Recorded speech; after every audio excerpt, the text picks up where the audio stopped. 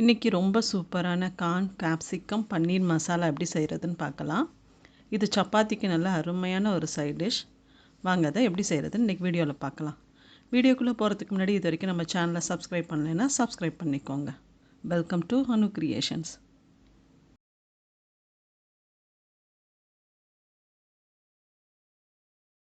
மசாலா செய்கிறதுக்கு first வானலியில் 2 spoon எண்ணெய் சேர்த்துக்கலாம். எண்ணெய் நல்லா சூடானதுக்கப்புறம் 1 ஸ்பூன்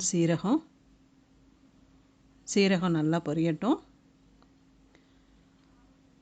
சீரகம் நல்லா பொரிஞ்சதுக்கப்புறம் 3 பெரிய வெங்காயத்தை பொடியாக நறுக்கி வச்சுருக்கேன். இப்போ அதை இது கூட சேர்த்துக்கலாம்.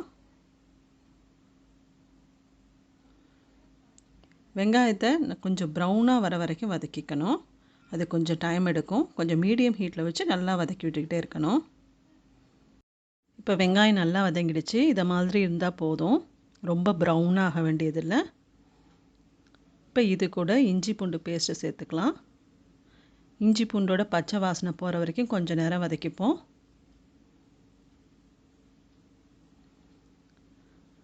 இப்போ இஞ்சி பூண்டோட பச்சை வாசனை போகிற வரைக்கும் நல்லா வதக்கியாச்சு. அடுத்தது ஒரு தக்காளியை விதையெல்லாம் எடுத்துட்டு பொடியாக நறுக்கி வச்சுருக்கேன். அதையும் இது கூட சேர்த்து நல்லா மிக்ஸ் பண்ணிக்கலாம்.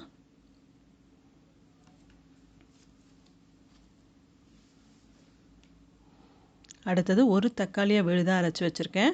அதையும் இது கூட சேர்த்து நல்லா வதக்கி விட்டுக்கலாம். வெங்காயமும் தக்காளியும் நல்லா சேர்ந்து வதங்கி வர வரைக்கும் நல்லா வதக்கி விட்டுப்போம்.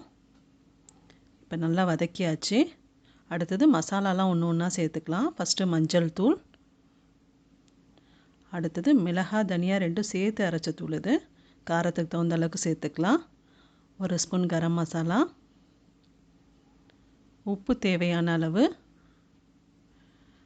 அடுத்தது கஸ்தூரி மேத்தியை கொஞ்சமாக எடுத்து உள்ளங்கையில் வச்சு நல்லா கசக்கிட்டு சேர்த்துப்போம்.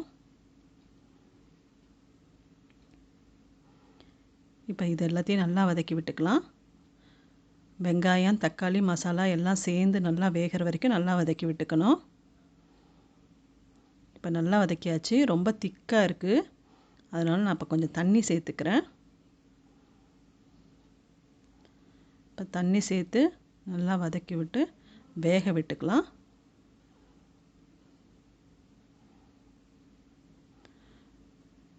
இப்போ நல்லா வெந்துடுச்சு.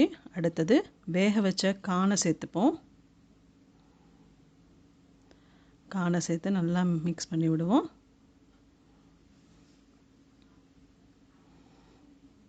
அடுத்தது ஒரு குடமிளகாவை கொஞ்சம் சின்ன பீசஸாக கட் பண்ணி வச்சுருக்கேன். அதையும் இது கூட சேர்த்து நல்லா மிக்ஸ் பண்ணி வேக விடணும்.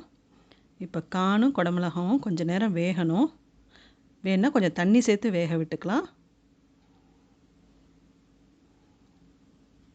பாருங்கள், நான் கொஞ்சம் தண்ணி சேர்த்து வேக விட்டுருக்கேன். நல்லா வெந்துடுச்சு. அடுத்தது பாதி எலுமிச்சம்பழத்தை கொஞ்சம் ஜூஸ் பிழிஞ்சு சேர்த்துக்கிறேன். இப்போ எலுமிச்சம்பழம் ஜூஸை எல்லா இடத்துலையும் நல்லா மிக்ஸ் பண்ணி விடுவோம்.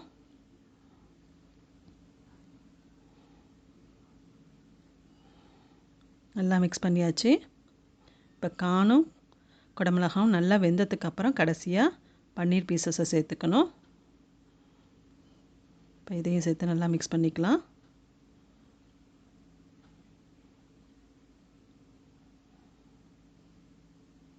கடைசியாக கொஞ்சம் கொத்தமல்லி இலை தூவி நல்லா கலந்து விட்டுக்கலாம்.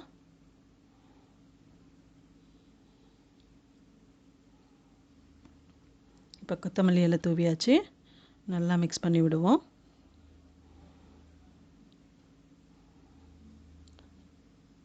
அவ்வளோதான், நமக்கு இப்போது கார்ன் குடமிளகா பன்னீர் மசாலா சூப்பராக ரெடி ஆகிடுச்சு.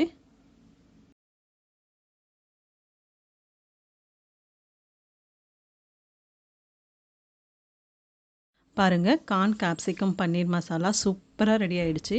இது சப்பாத்தியோடு சேர்த்து சாப்பிடும்போது ரொம்ப அருமையாக இருக்கும். நீங்களும் உங்கள் வீட்டில் கண்டிப்பாக ட்ரை பண்ணி பாருங்கள்.